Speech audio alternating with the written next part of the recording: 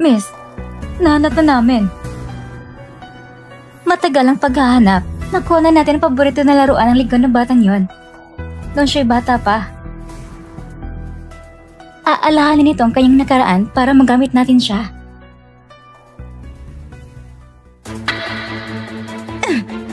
Miss Lynn, kailan ka ba naging bulag sa mga mata? Pati yung gina hindi mo na makita? Paumaning binibining Jiang. Masyado kong nakatutok sa pagbabasa. Hindi kita napansin dito. Walang modo talaga. Ibalik siya sa akin. Hindi na kailangan hipag. Dahil hindi magandang pakiramdam ni Miss Lynn, mas mabuti nang umuwi siya para magpahinga. Ano? Mukhang nakagusto na si pangalang kapatid sa kanya. Hipag, kahit nasa ibang bansa ako noon, alam ko pa rin ang mga nangyayari dito. Alam ko ang relasyon nila ni Kuya. Hindi ganun kasimple. Eh ano ngayon? Isa lamang na siyang doktor. Kung walang pahintulot ko, wala siyang karapatang magtrabaho sa pamilya Song. Sa tingin mo ba si Kuya mo ay papapakasalan pa ba ng tulad niya? O baka naman, natatakot ka lang sa kanya, kaya hindi mo magawa? Sa tingin mo natatakot ako sa kanya? Bigyan mo lang ako ng 10 araw. Sigurado akong magagawa akong magiging akit siya. Lin Yuan. Ngayon, tingnan natin kung paano ka makakatakas.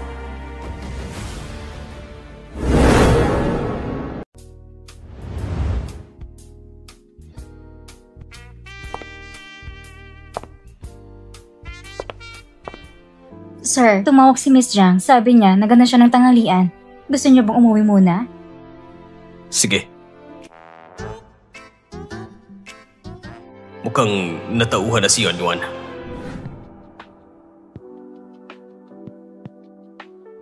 Moshing, alam kong nagkamali ako. Hindi ko dapat hinayaan na magduda ko ng sobra. Alam ko, sa puso mo, ako pa rin pinakagusto mo, hindi ba? Siyempre naman. Kaya pala, hindi ko nakita si Kuya sa opisina. Nandito pala siya, kasama si Hipag. Hindi mo naman siguro mamasamain kung madadagdagan ng isang tao sa pagkainan, di ba? Ngayong araw, may nangyaring isang nakakatawang bagay. Nang bumalik si pangalawang kapatid, nakasalubong niya si Dr. Lin sa hardin. At unang tingin pa lang, nagkagusto na siya kay Dr. Lin. Hipag, maganda talaga si Dr. Lin. Sakto sa tipo kong gusto.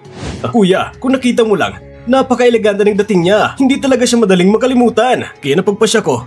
Hipag, gusto ko munang tumira dito ng ilang araw para mas makilala ko pa si Dr. Lin. Ano sa tingin mo, Kuya? Si Songmeng, kahit mahilig maglaro, pamilya pa rin natin siya. Alam natin pinagmulan niya. At bagay naman sila ni Dr. Lin, bakit hindi na natin siya ipatawag at tanungin mismo? Si Ayuan, ako ang mahal niya. Ako lang ang nasa isip at puso niya. Pero hindi ko siya mabigyan ng pangalan. Hindi ko siya pwedeng makasama. Ayokong patagalin pa siya sa ganitong sitwasyon kahit bastos minsan si Songming habang ako nagbabantay. Para kay Ayuan, magandang pagkakataon na yun. Pwede din naman. Sige. Salamat, Hipag. Salamat din, Kuya. Muching, ipapakita ko sa'yo ang tunay na pagkataon ni Lin Yuan.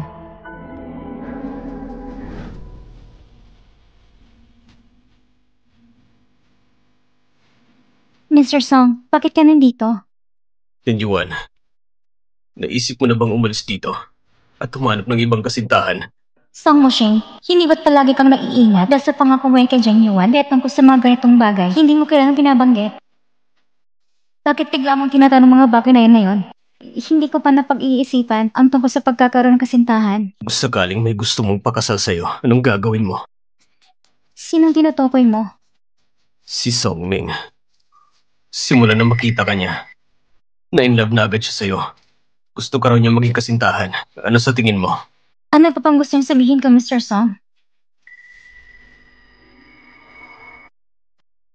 Ang gusto ko ay makasama ang taong mahal ko. Mr. Song, maaari na po kayong umalis.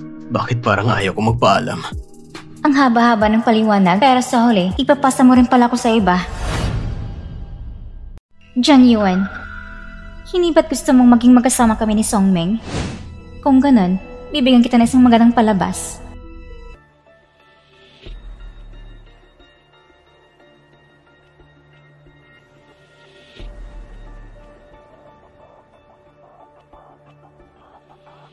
Dr. Lin, ang tagal na nating hindi nakita.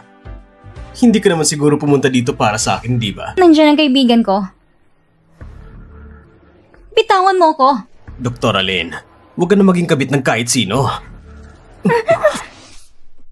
Mas mabuti pang sumama ka sa akin. Mas okay ako kaysa sa malamig na si Song Moshing. Bakit naman ako magpapapakatanga at hindi pipiling tagapagmana ng Song Group? At pipiling ko isang ampon na tulad mo? Ngayong araw, gusto mo man o hindi, kailangan mo sumunod. Songming, bitawan mo ko. Ayop ka. Bitawan mo ko. Bitawan mo ko, Songming. Bitawan mo ko, Songming. Ayop ka.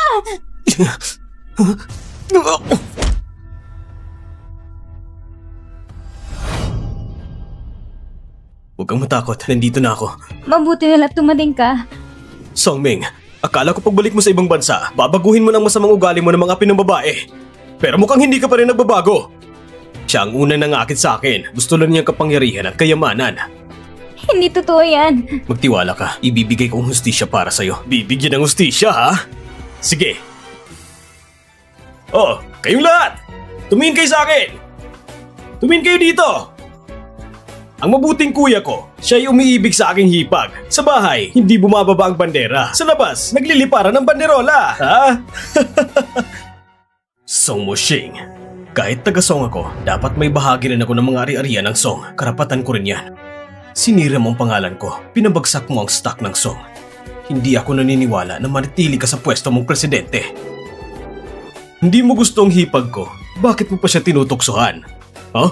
Kuya, hindi ba ka gusto mo lang maglaro ng marami? Makapangasawa ng kaligayahan kasama ang iba. Si Songming naman, hindi kaya na pinagsasabihan sa labas na wala siyang kakayahan, mukhang si Zhang Yuan ay naglaro na isang pangalan na di niya kayang harapin.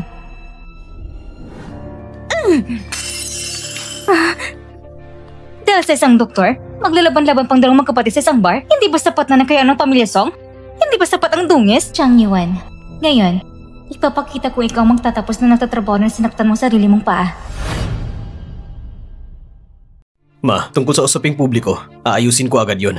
Ma, akong inosente rito. Si kuyang walang kwenta, nilapastangan niya ako at sinaktan. Hinayaan ko na lang siyang umatake, namamaga pa rin ito. Gusto ko lang naman si Dr. Lin na maging girlfriend ko. Tama, kuya, hindi ba't matagal mo nang gusto si Hipag? Bakit hindi mo hayaang ligawan si Dr. Lin? Moshing, naniniwala ko sa'yo. Huwag mong isipin na hindi ko lang mga ginagawa yung lihim. Kaya ka binubugbog ng kuya mo, tama lang yon. Naglakas loob ka pang saktan si Dr. Lin. Lasing lang ako noon. Medyo nadala lang ako. Walang hiya kang bata. Lumagtas sa labas ngayon din. Ma. Wala nang bisang mga sinasabi ko, ganun ba? Kailangan pa bang bumalik ang papa mo para siya magturo sa'yo ng leksyon? Hindi daw at palaki ng gulong ito. Pag lumaki pa ito, masisira ang reputasyon ng pamilya Song kapag bumagsak mga stocks ng Song. Ako rin mo aapektuhan. Sige. Alis na ako. Tita, pakalma niyo po muna ang sarili ninyo. Kalmahin? Paano ko kakalma? Kayong lahat, wala ni isa na hindi ako pinaproblema. Lalo na ikaw. Ang galing-galing ni Dr. Lin, inaayos na niyang katawan mo ng matagal, pero hindi ka pa rin mabuntis? Sa tingin ko, walang pag-as ng katawan mong yan. Ano bang ibig sabihin ng matandang babaeng ito?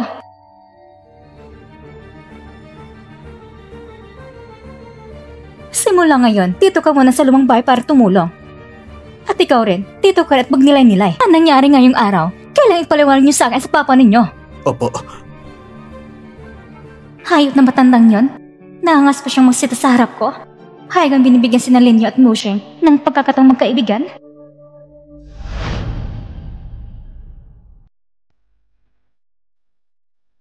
Ginang.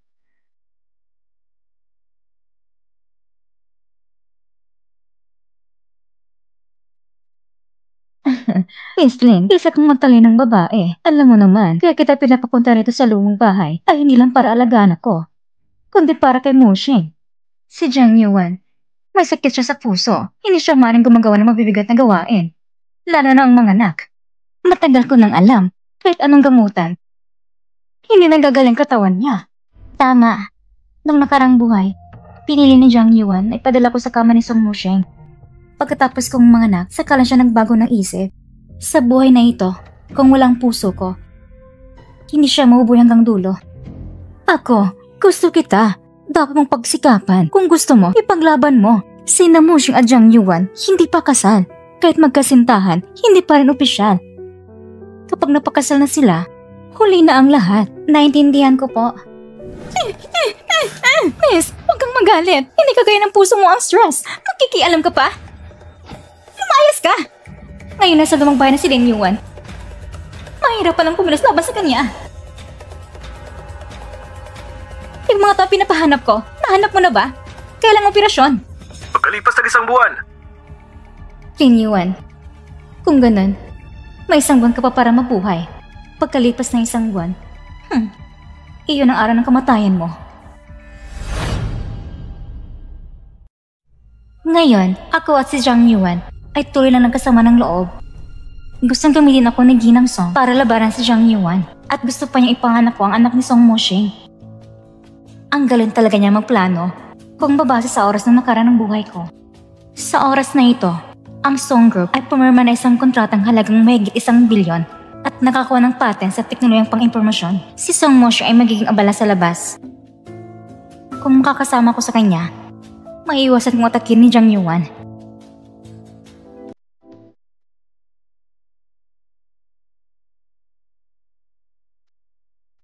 Mr. Song, paano kayo nakapasok?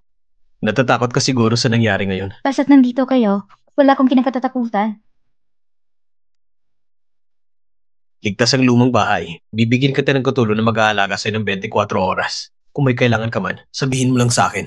Basta't kayo manatili lang sa tabi ko, kontento na ako. Mabuti, simula bukas, lagi ka nang sasama sa akin. Bilang aking personal na sekretarya. Salamat po, Mr. Song.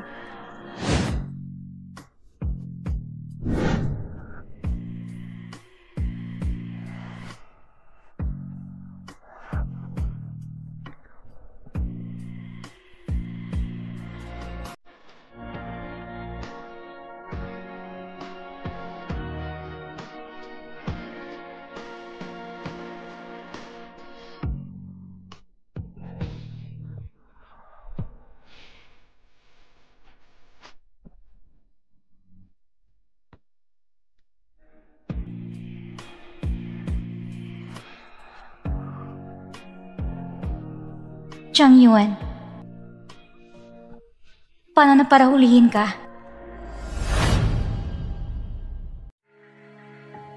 Miss, halika. Tikman mo ito. Matamis ito.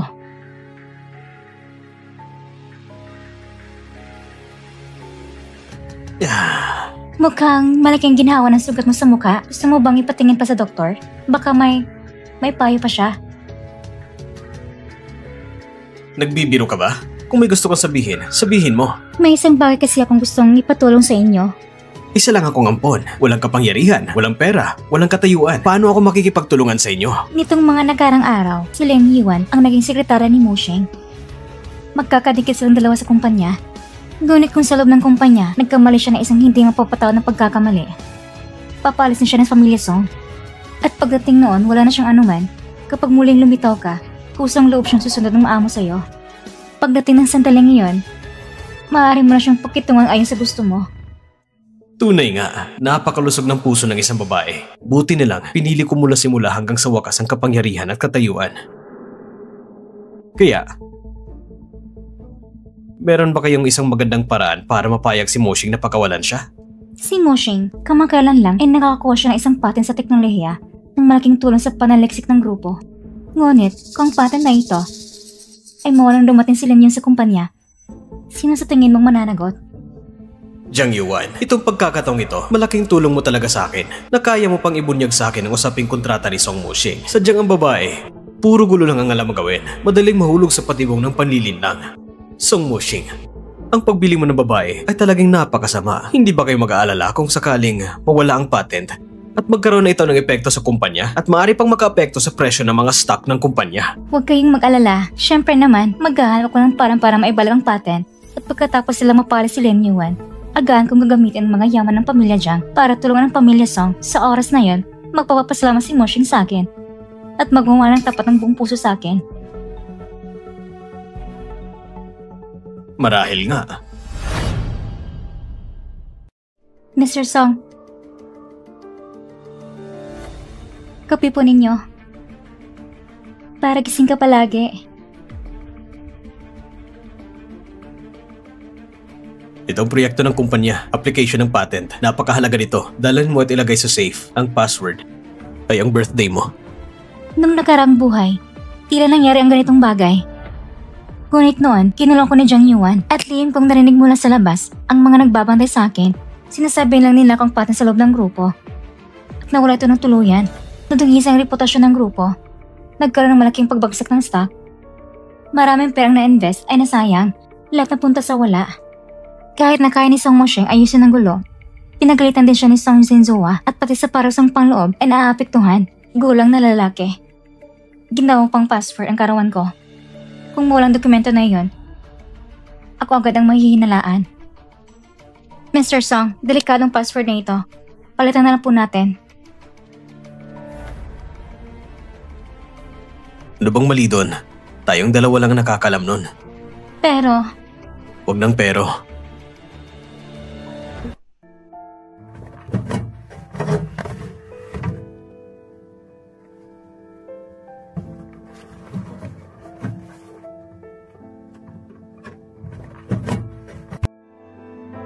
Halika, kumain tayo.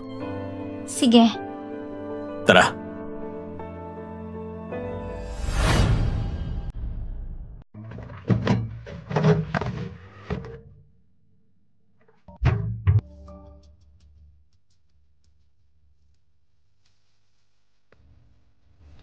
Ito, hindi pa dapat ilagay dito. Kailangan ko na ilagay sa ibang lugar kung may mangyari. Hindi ako palalampasin ng pamilya Song.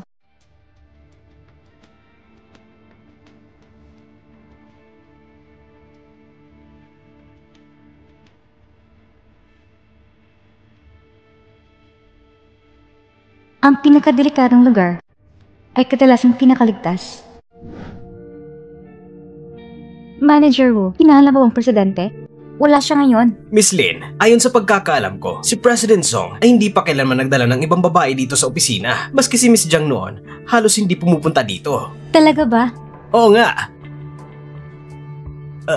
Kaya naman, kayo ba ang girlfriend ni President Song? Kailan ba kayo nagkakilala? Saan kayo nagkakilala? At gano'n nakatagal? Kung wala kong alaala ng karang buhay, iisipin ko talaga na si Manager Wu ay isang kasama lang na mahilig sa chismis. Pero sa totoo lang, malayang kamag-anak siya ni Jiang Yuan. Matagal na kaming magkakakilala. Pagdating na 1 linggo, kapag kaarawan ko, sakto, 1 taon na. 1 linggo pa. Ang kaarawan. Manager Wu, kung may kailangan ka kay President Song, pwede mo siyang tawagan. Mauna na ako, hinihintay pa niya ako. Sige. Ang lina na ng sinabi ko. Hindi mo pa rin mahulaan, Manager Wu?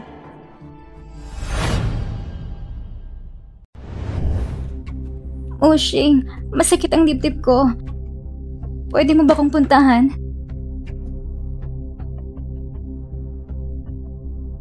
Ilang araw ka nang sumasama sa akin sa trabaho. Napapagod ka ba? Hindi naman.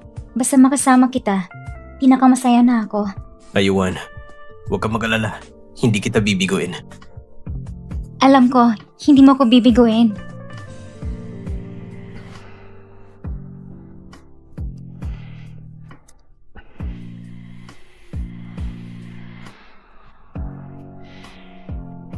Sinasabi mo lang na hindi mo ko bibiguin? Ano naman yon? Pero si Jiang Yuan nakatira pa rin sa villa. Hindi ako katulad ni Jiang Yuan na naniniwala sa'yo sa mga matatamis mong mga salita. Gusto kita at gusto ko ng posisyon ng batang gina ng pamilya Song.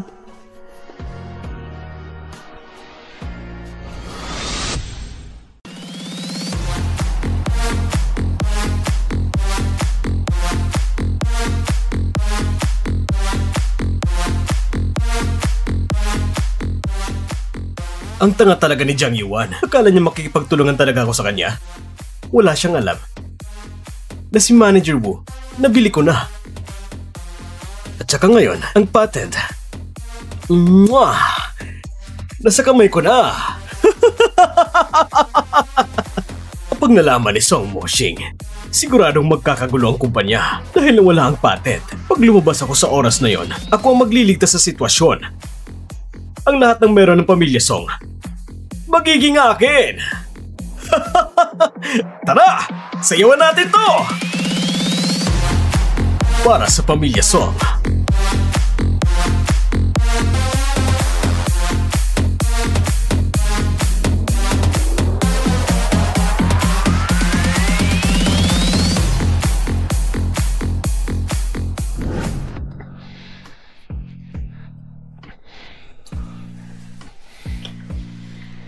Sir, may nangyaring masama.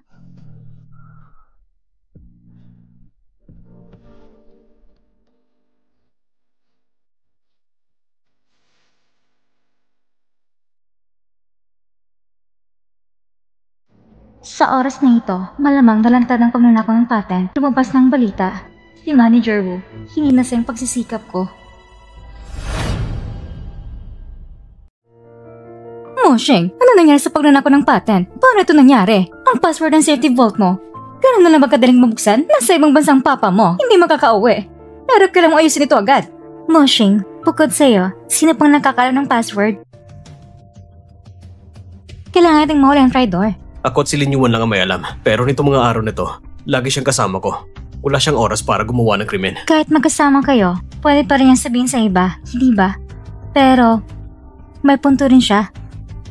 Tama rin sinabi niya. Nasaan si Lin Yuan ngayon? Siya ang pinakamalaking pinaghihinalaan. Ipatawag mo siya dito. Ako mismo magtatanong sa kanya. Opo, madam. Lin Yuan. Ngayon, wala ka ng swerte. Nagpapahinga na siya. Noon, si Song Moshing para sa akin, hindi ko nakita nilabalang si Song Lin sa mata ng hindi mamatay. Tama nga. Dapat noon pa, tinapos ko ng buhay ni Lin Yuan. Gusto ko pang kunin ang puso niya. Pero hindi ko akala magiging problema siya. Moshing, tungkol sa'yo at kay Lin Yuan. Pwede ko yung palampasin. Pero hindi kita hayang pabayaan mong lahat ng ganito na lang. Noong nakaraang beses, lahat na nangyari kay Ayuan tinutumbok. Ngayon, ganun na naman. Napaka-tsamba naman. Parang sa bawat issue, may kinilaman si Yuan. Hindi kaya ikaw na naman to, Jiang Yuan? Mrs. Song, Miss Jiang, Mr. Song. Sige na. Wala lang maraming salita. Ikaw ba nabukas ng vault? At ang laman sa loob, ikaw bang kumuha? Hindi akong kumuha. Dr. Alin, matagal ka na nagtrabaho sa Pamilya Song. Kung may problema ka, pwede mong sabihin sa amin. Hindi mo kailangang magtaksil dahil sa malit na kapagkinabangan. Yuan, hindi pa malinaw ang nangyari. Huwag ka muna magpadalos-dalos. Nag-alala ko para sa'yo. Nung nalaman ko na may problema sa Pamilya Song, agad kong sinabi sa papa ko para tulungan ka. Paano mo naman ako masisigawan ng ganito? Sige na, nag-alala rin si Moshing. Hindi niya ganang ibig sabihin. Dr. Alin, ikaw lang nakakaroon ng password ng vault. Kahit anong pagtatanggi mo, ikaw pa rin pinakamalaking pinaghinalaan ngayon. Bago matos ang bagay na ito, magpapadala ko ng tao para palagi kang bantayan.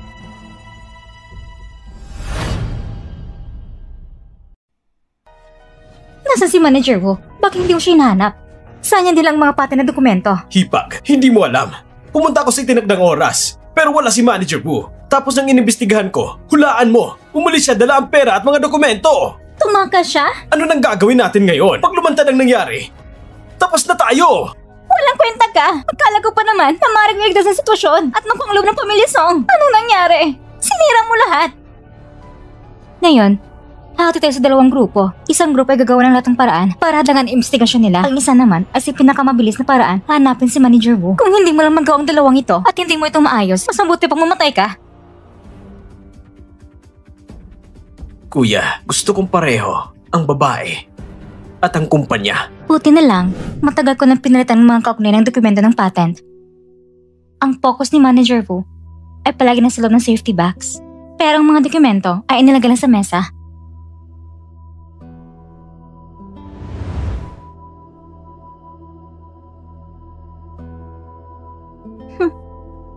Sa oras na ito, dapat na nakita ni Song Moshi ang mga dokumento sa mesa. Nagsimula ng operasyon ng paghuli.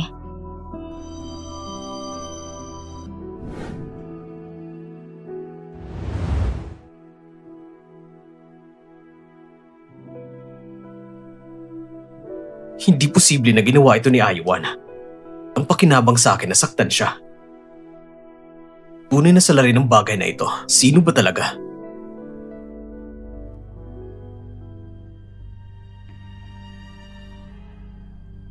Regalo para sa akin?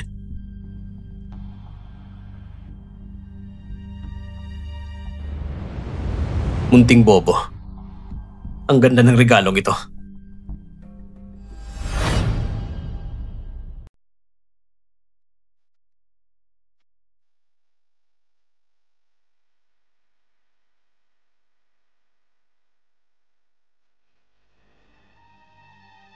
Anong sabi mo? Basta magkalog na angkop ng puso para sa akin, maaari na akong pirahan? Ay nako, Lin Yuan, dati kitang pinananatili para makako ng buong puso mo. Ngayon, basta mamatay ka, si Moshing ay magiging akin lamang at lahat na nasa pamilya Song ay magiging laman ng aking bulsa. Ay nako.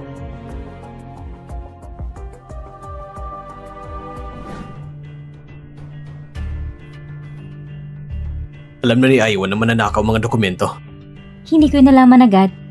Nung araw na bumalik ako sa opisina para kumuha ng gamit, nakita kong kaya nahinala si Manager Wu, kaya naisip ko na hindi ligtas ang dokumento sa lugar na yon. Si Manager Wu? Si Manager Wu ay tao ni Jiang Yuan. Kaya lahat ng ito ay gawa ni Jiang Yuan. Pero bakit niya gagawin ito? Para ba gumanti sa akin? O kaya kasalanan ko? Ako ang nakapirwisyo sa'yo. Aiwan, huwag ka mag-alala. Tutulungan kitang mabawi ang hustisya mo. Minsan, hindi na kailangan ipaliwanag masyado. Sapat ng pahiwatig.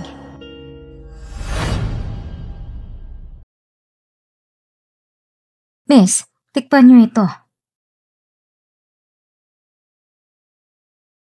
Miss, dumating si Mr. Song. Teka, sa oras na ito, bakit nandito si Song Moshing? Umalis kayo. Tignan mo kulukuhang ginawa mo. Ang kaso ng pagnanakaw ni Manager Wu ay may matibay na ebidensya. Jiang Yuan, si Manager Wu ay tao mo. May gusto ka bang ipaliwanag?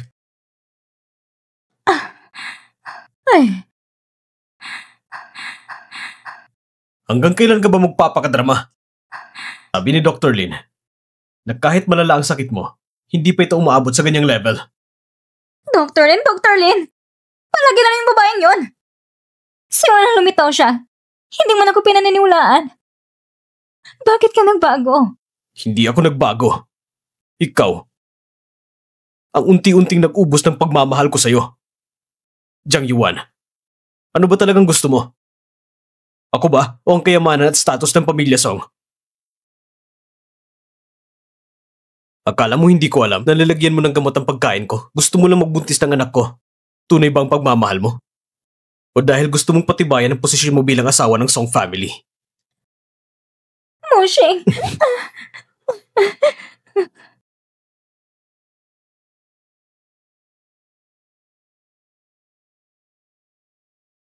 Jiang Yuan, tapos na tayo. Ang mansyong ito, ituring mo na lang bilang regalo ko sa paghihiwalay. Hindi na ako babalik. Moshing! Hindi ako pumapayag! Hindi ko pumapayag makipaghiwalay! Saan, Moshing? Kung ganyan ang trato mo, pagsisihan mo yan! Hindi ba gusto mo si Lin Yuan? Kung ganon, sisirain ka siya! Simula nang pumasok siya sa pamilya Song, sisila na siya ng puso ko. Hindi ko haya isang malit na babae ay lumampas sa akin!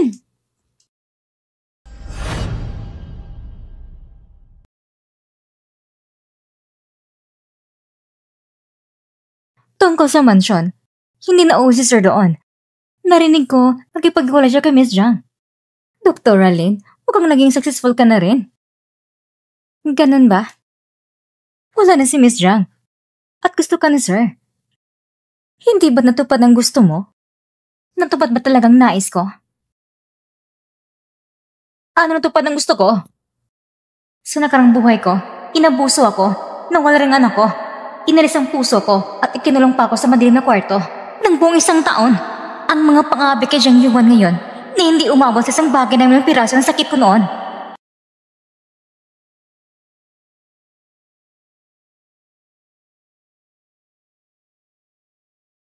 Jiang Yuan, talagang nagmamadali kang pagkamatay ah. Mr. Song, may nahanap kami tungkol sa lokasyon. Nakakakita kami ng ebidensya na hindi si Miss Zhang nasa likod, kundi Sino? si Songming.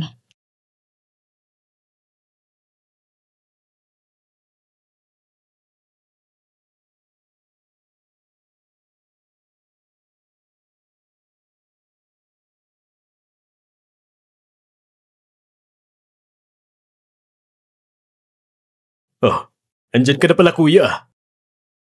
Huwag mong tawagin kuya. Wala akong kapatid na kagaya mo. Anong problema mo, Moshing? Si Songming kapatid mo. Kung ayaw ni kuya, hindi ako kapatid niya. Ikaw ang nag-leak ng patent information?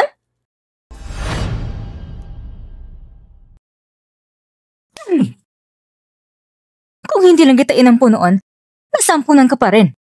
Makakawit na ba ang buhay mo ngayon? Hindi ko inaasahan na gagawin mo ang paglabas ng sekretong pangkumpanya. Sobrang dismaya ako sa'yo. Ano ngayon kung nadismaya ka? Ampun lang naman ako. Anak mo ba talaga ako? Tinuring mo ba akong tunay na anak? Bakit hindi mo ako pinapasok sa main company? Bakit? Ano bang meron kay Song Mushing na wala ako? Bakit na dapat ang pagmamahal ng magulang ay hindi ko rin makuha? Sabihin mo sa akin, bakit? Kung hindi dahil sa utak mo, hindi ba kita papapasukin sa main company? Tungkol naman sa shares. Si Mushing lang ang nag-iisa kong anak. Siyempre sa kanya mapupunta ang shares. Pero kahit ganoon, binigyan pa rin kita ng branch company para ikaw mamahal ng mag-isa. Ano pang palusot mo? Inampun mo ako para lang sa sarili mong reputasyon at papurin, hindi ba? Pero sasabihin ko sa inyo, huli na ang lahat. Nadala na ni Manager Wu ang patent. At malapit na itong kumalat. Pag dumating ang araw na yon, wala na tong halaga. Wala kayong makukuha. Alam nyo ba?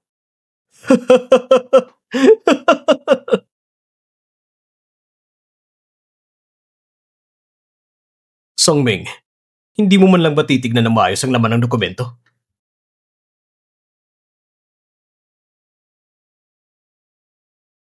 Patagal ang pinalitan ni Aiwan ang nilalaman ng file. Tama naman. Hindi ka naman kailanman nakikialam sa usapang kumpanya. Lahat ng oras mo, ginugol mo lang sa bisyo. Wala kang alam sa pamamalakad. Kahit may dokumento ka, hindi mo maintindihan. Kahit hanggang ngayon, hindi mo napapansin. Normal lang. So sa simula pa lang, isa na akong katatawanan? Ganun ba? Akala mo natalo mo ako? Hindi mo yata alam.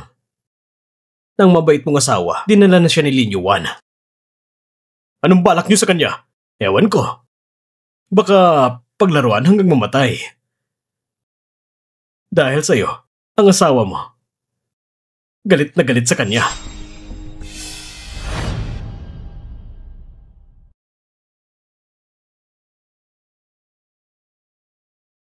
Miss Zhang. Lin Yuan. Magaling ka talaga ha? Ang tagal ko ng pinagtrabahuan para mapasag si Song Mushing. Hindi ko akala isang buwan lang. Napahulog mo siya ng todo. Mukhang kailangan ko pa magpapasalamat sa pagpapalaga mo ng Miss Zhang. Kung hindi dahil sa'yo na pinayagan ako maging family doctor, habang buhay ko siguro hindi magkakilala si Song Mushing. Tumigil ka sa pagpapanggap. Ano bang marang parang ginamit mo para lang gawin siyang mabilis na mainis sa akin? Siyempre ikaw, ang paisa-isa nagpalapit sa kanya sa akin. Sa tuwing binibigyan mo siya ng gamot, pero hindi mo naman kayang patigilan ang init, sinamantala kong pagkakataon. At unti-unting kinuha ang lahat ng benepisyo. Ikaw! Hindi ka makatakas, Lin Yuan. Una ko pala napili ka bilang family doctor ko. Hindi dahil sa galing mo. Kundi, kung nitugmang puso ko sa'yo, kapag inalagaan mo ako, parang mo na rin inalagaan ang sarili mong puso. Alam mo lahat ang tungkol dito. Bakit nanatili ka pa rin sa tabi ko? Ibig sabihin, lumapit ka kay Song Mushing. Nagkunwari gusto mo siya. Lahat yun ay peke. Hindi ba gusto mong puso ko? Jiang Yuan, kung hindi ka kikilos, mawawalan ka ng pagkakataon.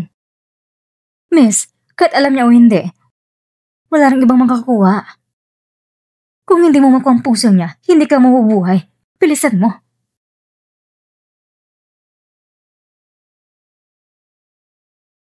Nabiktima ka, Jiang Yuan. Kung hindi mo ko ginapos at nila sa pabrika at sinubog ang kuya ng puso ko, paano ka mabubayaran sa ginawa mo?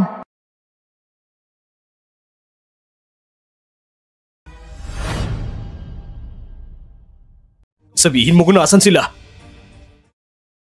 Song Moshing, kung ang dalawang babaeng mahal mo ay magsasagupa sa isa't isa, sinong pipiliin mo unahing iligtas? Sabihin mo kung nasan sila.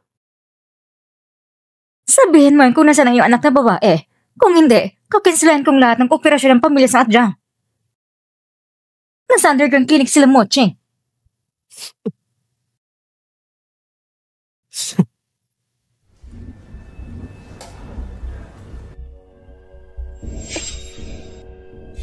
Kahit na alam ang layunin ko mula sa simula, anong magagawa mo? Ang puso mo ay kailangan kong makuha ngayon. Kapag nawala si Song Moshing sa'yo, muling mababal ang kayong damdamin sa akin. Song Moshing, sana huwag mo akong biguin.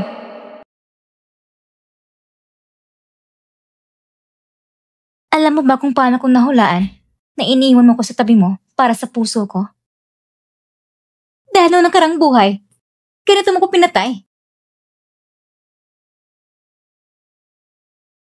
Dahil sa isang lugar na katulad nito, naglod ako sa lupa ng parang aso. Naghihingi sa'yo na patawarin mo ko at ang anak ko sa sinapupunan ko. Ngunit, hindi mo lang kinuha ang anak ko. Gusto mo rin kuya ng puso ko. Pakiusap. Mapagod ka man, parang ako na lang ito sa'yo. Huwag kang mag-alala. Ang iyong anak ay alagang ko ng mabuti. Pagkatapos papalitan ng puso, may lang taong aayusin ng katawan. Sa panahong ito, kakailanganin ko pang anak na ito para patatagin ang aking posisyon sa pamilya Song. Jiang Yuan, sa huli na nakarang buhay, gamit ang chopsticks, tinasa ko ang aking puso at tinapos ko ang aking buhay. Sa huli, hindi mo na kong puso ko. Sa pagkakataong ito, akala mo ba matutupad ang gusto mo? Matutupad ko. Matutupad ko talaga. Isa ka lang alagang aso ko. Kailanman ay susunod ka sa akin. Song Moshing? Alisin ang lahat ng hindi mahalaga. Huwag kayong umalis. Kailangan niyong iligtas ang aming ginang. Walang puso kang lalaki. Papatayin kita. Huwag kang lumapit. Papatayin ko siya. Jiang Yuan, ano ba talagang gusto mong gawin? Dati, tinatawag mo kong Yan Yuan. Hindi mo ba gusto si Lin Yuan? Hindi mo mabalag na traido rin ako? Kaya kailangan mo magbayad ng kapalit. Ako ang nagtaksil sa'yo. Ako ang gumawa ng mali sa'yo. Ako ang dapat kamuhian mo. Wala siyang kinalaman. Song Moshing, ayos lang ako. Song Moshing, hindi mo pa rin ba maintindihan? Sino mo talaga namumahal sa'yo? Handa akong para sa'yo. Tisa si Song Neng, ang matandang babae, na ulit na naninibugo. Handa rin ako para sa'yo. Para mapanganib ang buhay ko, para magkaanak para sa'yo. Tungkol naman sa kanya, isa lang siyang nalagyan ng puso na inaalagaan ko. Dati, lahat ay maayos na planado. Bakit? Bakit nangyari ito?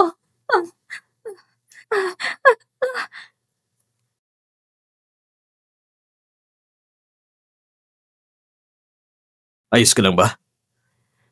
Akala ko, kahit makita mong balita, hindi ka na darating. Pagkatapos ng lahat, si Jiang Yuan na nagdukot sa akin. Tanga. Nandito ako. Hindi ko hahayaan na may manakit sa'yo. Song Moshing, napapansin ko si Jiang Yuan parang hindi magandang pakiramdam niya. Kahit gusto niya kong pasamain, pero gusto lang niyang mabuhay. Dalhin na natin siya sa ospital. Aywan. Ang bait mo naman. Jiang Yuan, wala na sana akong pakialam sa'yo. Pero dahil nakiusap si Ayuan, magpapahanda ako sa'yo ng professional na doktor. Tara na. Song Mushing, napaniwala ka sa kanya. At nahulog ka sa isang manloloko.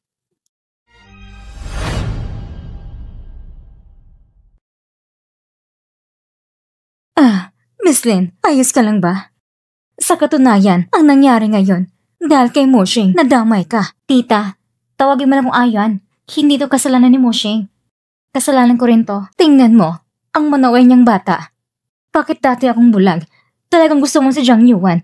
Parang laso ng isip.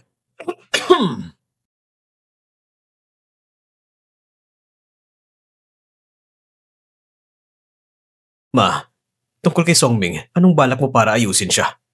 Siya? Dahil pinalagi ko siya ng maraming taon, may nararamdaman na rin ako. Kaya bukas, ipapadala ko siya sa ibang bansa at pagkatapos, hindi na siya babalik. Mabuti. Dadalhin ko muna siya para magpahinga. Magpahinga ka ng maayos, ha? Mr. Song,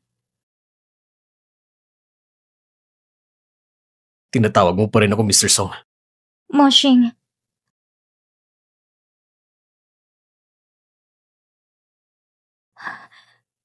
Ang laso na ito ay iniwan mo nung unang halik mo sa akin. Palagi ko itong tinatago. kaya pala, matagal man akong tinatarget.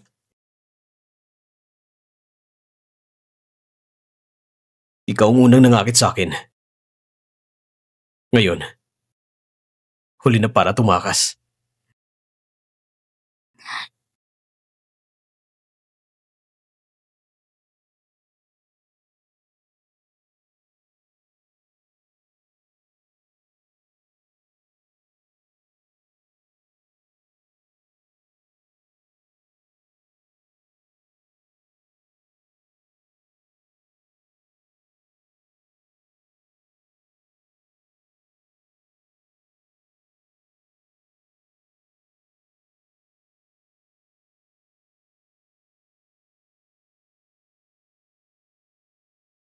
Song Mushing, ang namumuno sa larong ito ay palaging ako.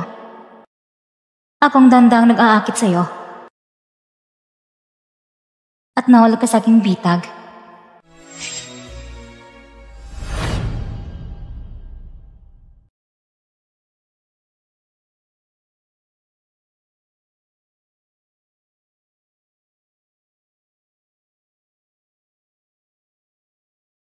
Ikalawang Ginoo, bakit hindi ka pa kumakain? Napatay na ba si Lin Yuan? Hindi pa. Sagutan lang si Miss Lin. Naseta siya ngayon. Ang babae na Jiang Yuan. Hindi pa niya kayang ayusin ang isang babae.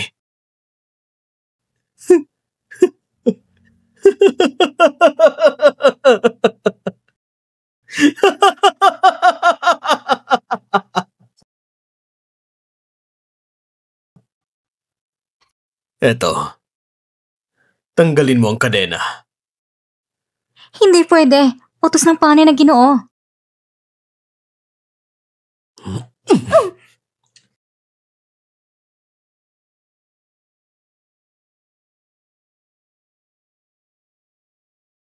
Niya kayang ayusin yon? Kung ganun, ako na lang ang gagawa.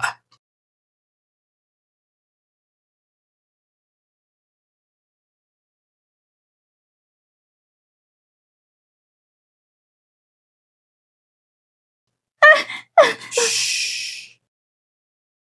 Ang tagal na nating hindi nagkita, Dr. Lin. Huwag kang magkunwaring inosente. Kung magsalita ka pa, papatayin kita. Sumama ka sa akin. Songming, anong ginagawa mo? Bitawan mo siya! Kuya, kung hindi mo naiintindihan ang sitwasyon, nasa aking mga kamay ang babae mo ngayon at aakusahin mo ako na ganon? Ano bang gusto mo? Ano bang gusto ko?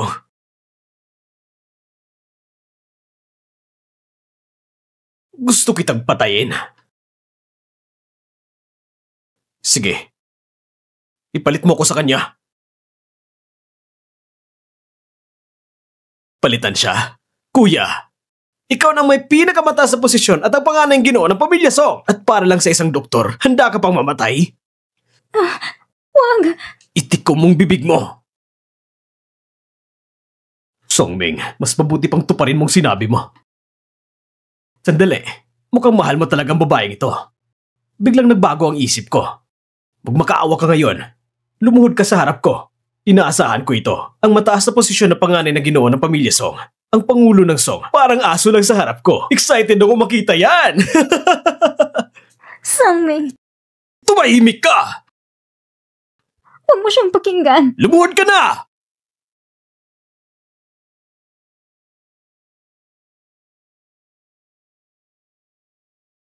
Bitawan mo siya.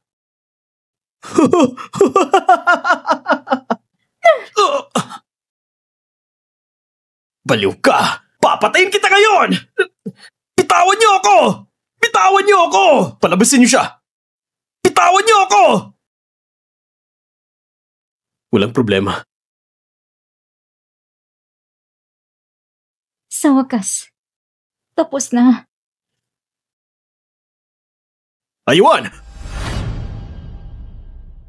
Doktor, kumusta na siya? Mahina ang katawan ni Miss Lin at dahil sa matinding emosyon, nahimatay siya pansamantala. Kailan siya makakabangon? Gigising din siya agad. Salamat.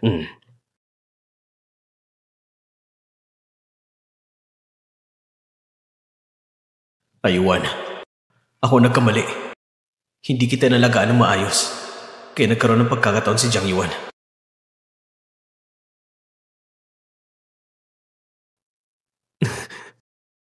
Aywan, Mushing, mabuti at nagising ka na. Aywan, noon ako'y nagdalawang isip. Kahit na palagi kitang gusto, pero hindi kita mabigyan ng pangako. Kaya't napahamak ka at nakidnap ni Jiang Yuan. Halos mauwi sa kapahamakan. Aywan, pakasalan mo ako. Ipapangako ko mula ngayon, ikaw lang ang mamahalin ko.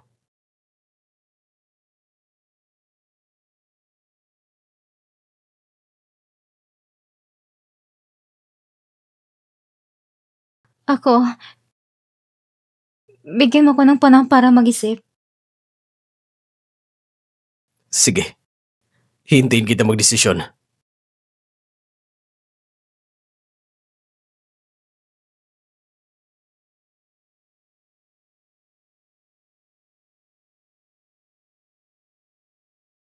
Hanapin mo si Lin Yuan. Ang kanyang puso ay dapat sa akin. Dapat sa akin. Miss Jiang, ang iyong puso ay halos bumibigay na kung hindi ka makapag-transplant agad. Siyempre. Akala mo ba hindi ko alam yun? Sino bang nag-lockdown sa buong ospital? Ang pamilya Song. Miss Jiang, itigil mo ng pagiging baliw mo. Hindi kami gagawa ng masakit sa iba. May nag-propose. Sino? Si Mr. Song. Tara, tingnan natin.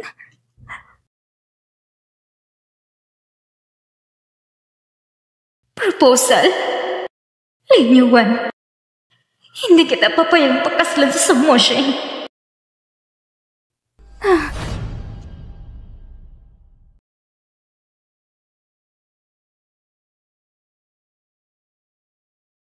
Lin Yuan, pinagkaitan mo ako ng lahat.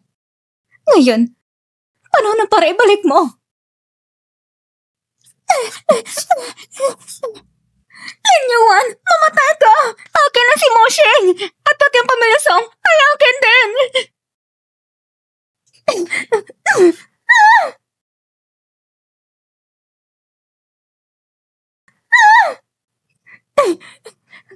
Lin Yuan, baliw ka! Sasakalin kita!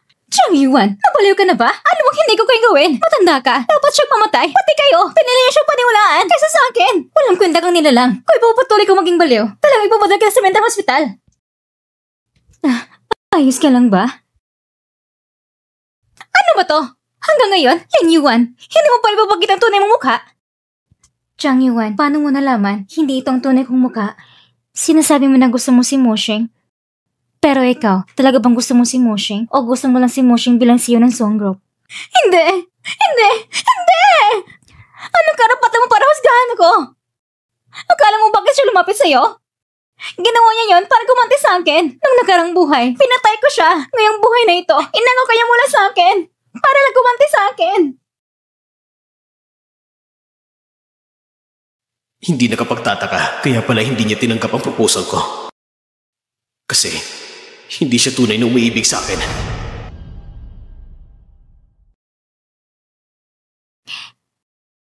Jiang Yuan, tama ka. Ginawa ko lahat para gumanti. Nung nakarang buhay, inagaw mo ang anak ko. Gusto mo rin ang puso ko. Sa huli, kinamay kong chopsticks upang tusugin ang puso ko at kahit mamatay, hindi mo nakuha. Ngayong buhay, planado ko lahat. Para lang magbayad kasi ginawa mo. Ngayon, talo ka na. Baliw! Lahat baliw na! Lin Yuan, kahit patay na ako, hindi kita papabayaan. At pati mo tanang iyon, nawa hindi kayo mag-aanak. Masama kayong lahat. Pakawalan mo ako! Pakawalan mo ako! Sang Mosheng, hindi ko tatanggapin ang proposal mo at hindi ako magpapakasal. Noong nakarang buhay, ang sakit na naranasan ko, ikaw ang bahagyang dahilan. Masakit ba sa'yo? Noong nakarang buhay, nagkamali ako. Nadaya kita. Hihintayin kita. Kahit gusto mo man o hindi magpakasal sa akin, hindi ako magpapakasal sa iba. Sang Mosheng, kapag kasama kita, lagi kong naiisip ang madilim at walang pag-asa na nakakulong ko sa maliit na kwarto at pinahihirapan mga araw na mas masama pa sa hayop. Kaya, nagdesisyon na ako. Mag-aaral ako sa ibang bansa. Kailangan kong lumayo sa lugar na nagdudulot ng sakit sa akin. Sige, papayagan kita. Susuportan ko lahat ng pinili mo.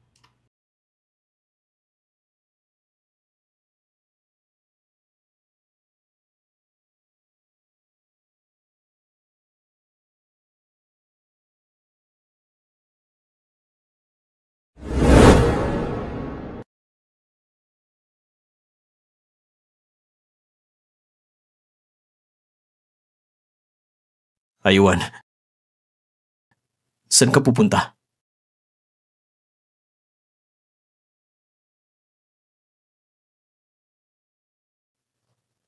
Hayaan mo na ako sa pagkakataong ito. O sige. Aywan, hihintayin kita palagi.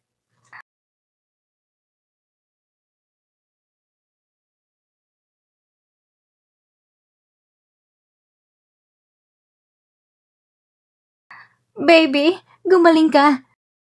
Aawitan ka ni Mami ng paboritong kanta ni Daddy.